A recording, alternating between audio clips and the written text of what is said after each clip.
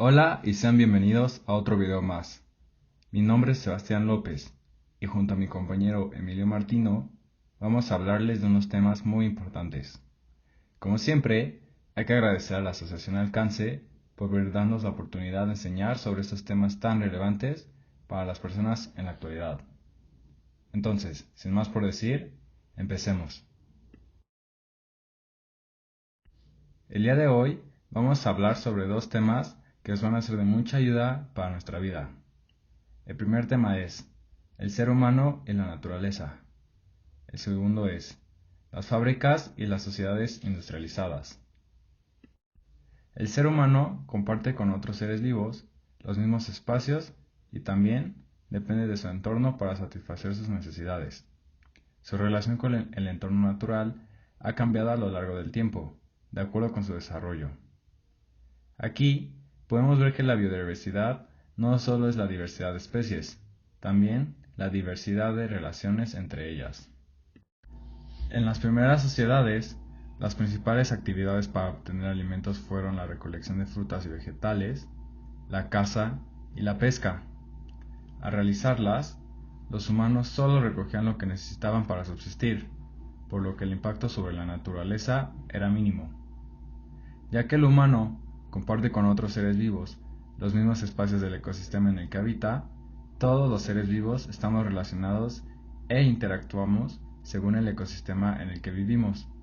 Su relación con el entorno natural ha cambiado a lo largo del tiempo, de acuerdo con su desarrollo y el aumento de la población. La relación del ser humano con la naturaleza ha cambiado a lo largo del tiempo, como ya le hemos dicho. La humanidad, a lo largo del tiempo, se ha relacionado con la flora y la fauna de diferentes maneras.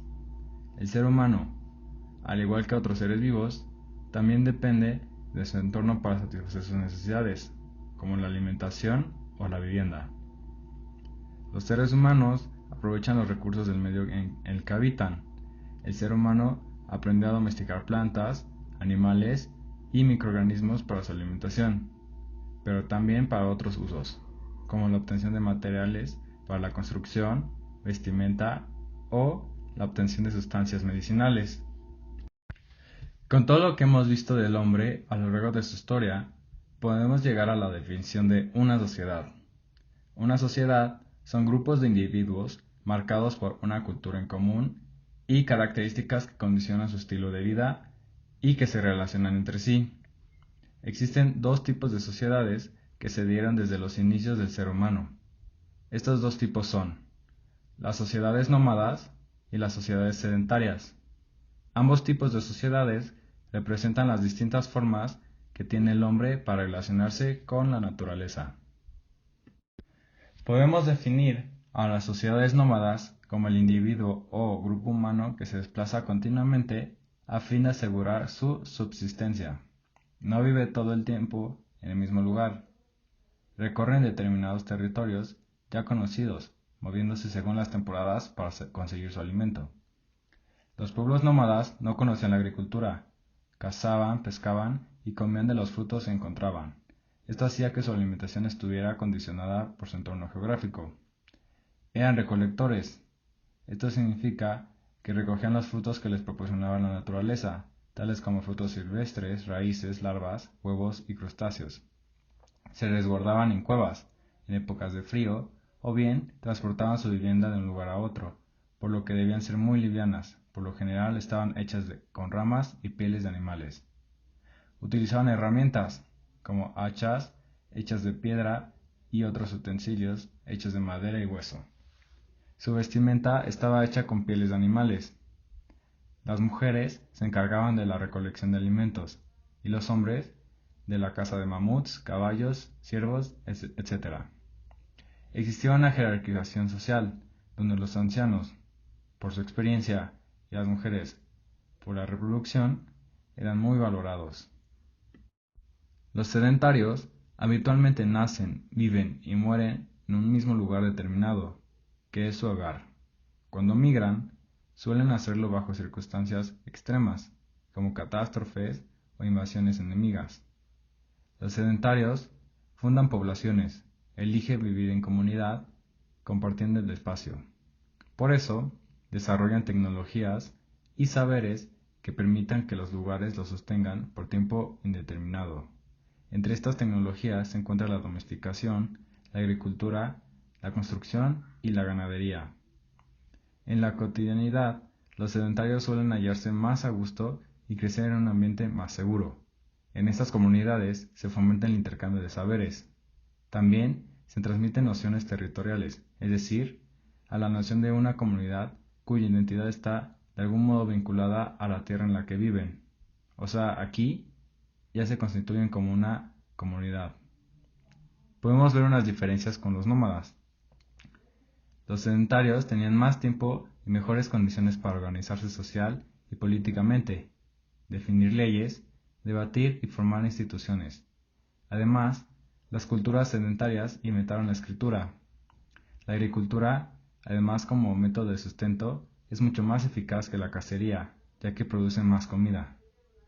Los excedentes de tiempo obtenido llevó al comercio, aumentó el contacto social con otras comunidades y permitió dietas más balanceadas.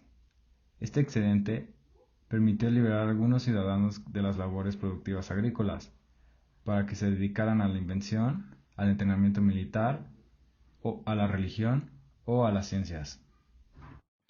Ahora nos toca hablar de la sociedad industrial.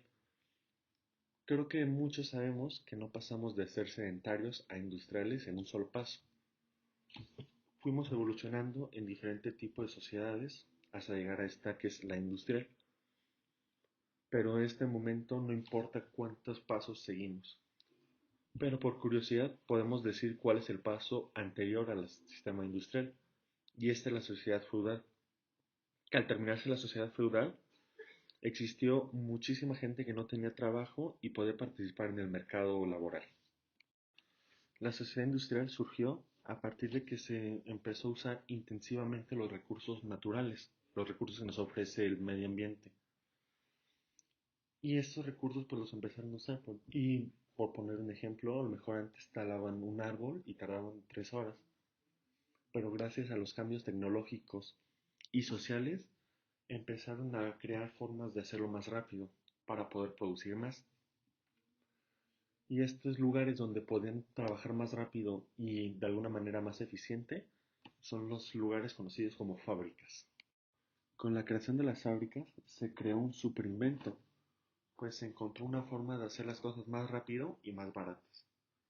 Entonces las fábricas se multiplicaron por todos lados de manera muy rápida, pero esto llevó a que se usaran muchos recursos naturales, lo que pudo hacer que bosques enteros desaparecieran, o por ejemplo las selvas estuvieran contaminadas, o los ríos. Hubo muchos problemas con las fábricas porque usaban muchos recursos y luego tenían el desperdicio, tenían que tirarlo en algún lado y eso también contaminaba al ambiente, a la atmósfera, el suelo o inclusive el agua, como en los ríos. Ahora, como todo en esta vida, no todo es bueno ni todo es malo. Entonces habría que mencionar las principales características o ventajas y desventajas de las fábricas. Empecemos con lo positivo, con las ventajas. Con las fábricas se trajo sociedades más avanzadas, pues ya era más fácil que todos pudieran tener zapatos o que todos pudieran tener ropa porque era más fácil hacerlo. Había un menor desgaste laboral porque había máquinas que podían ayudarte a hacer tu trabajo. Descendió la mortalidad, aumentó la productividad, eso significa que las cosas se hicieron más rápido y se hicieron más fácil. E impulsó el comercio, pues si antes nada más existían 3 pares de zapatos para vender, era muy caro comprarlos, pero ahorita con las fábricas si hay 1000 pares, es más fácil que todo el mundo pueda tener zapatos. Ahora hablemos del lado negativo o las desventajas. La principal desventaja es el uso de combustibles fósiles, como el petróleo, que contaminan muchísimo el ambiente. No cuidaban los derechos laborales, o sea, se refiere a que existía mucha desigualdad en este sentido, como lo menciona abajo que se generó la desigualdad, hubo gran contaminación y el uso excesivo de recursos naturales, lo que significa que podía haber como lo dijimos antes, que se desaparecieran bosques completos, se contaminaran selvas o incluso lagos completos estaban llenos de desperdicios de las fábricas. Hemos hablado mucho de los recursos naturales, pero habría que definir un poco qué son. Los recursos naturales son bienes que proporciona la naturaleza, o sea, como por ejemplo en los bosques, los árboles, las hojas, el mar. Eso ya estaba cuando nosotros llegamos, cuando nosotros los humanos llegamos y no los hemos alterado. O sea, lo encontramos así en la naturaleza. Dentro de los recursos naturales hay dos clasificaciones. Los renovables, que significa que existe mucho, mucho más de lo que nosotros los humanos podemos consumir. Como por ejemplo el agua. Podemos seguir tomando agua y agua, pero seguramente nunca vamos a podernos acabar un mar, porque son grandísimos y tienen mucho. Ya también podemos hablar de los no renovables, que son aquellos que tardan más o que son más limitados y probablemente no los lleguemos a acabar, como la gasolina o las energías fósiles. Porque hay tan poco que va a llegar un momento donde nos lo vamos a acabar y ya no va a existir más de esto.